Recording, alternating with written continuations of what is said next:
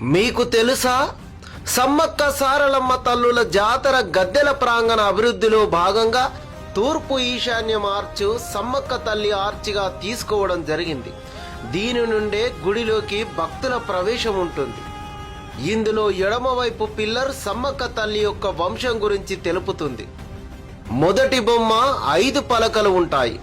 అది సమ్మక్క తల్లి 5వ గొట్టు వారి రాజ్య సింబల్.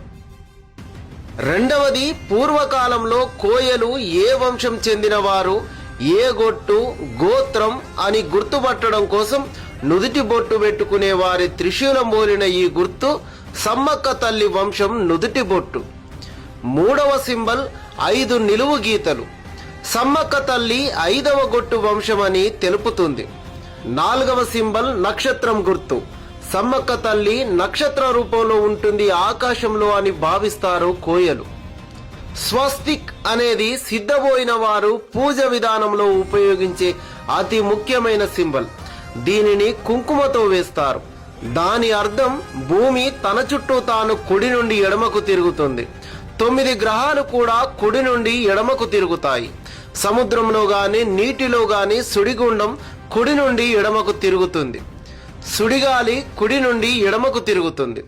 వృక్షాల తీగలు కుడి నుండి ఎడమకు తిరుగుతాయి. ఇలా ప్రకృతి సిద్ధాంతంలో ప్రతి కదలిక కుడి నుండి ఎడమకు ఉంటుంది. కాబట్టి ప్రకృతిని దైవంగా ఆరాధించే సింబల్ గా స్వస్తిక్ని దైవంగా కొలుస్తారు.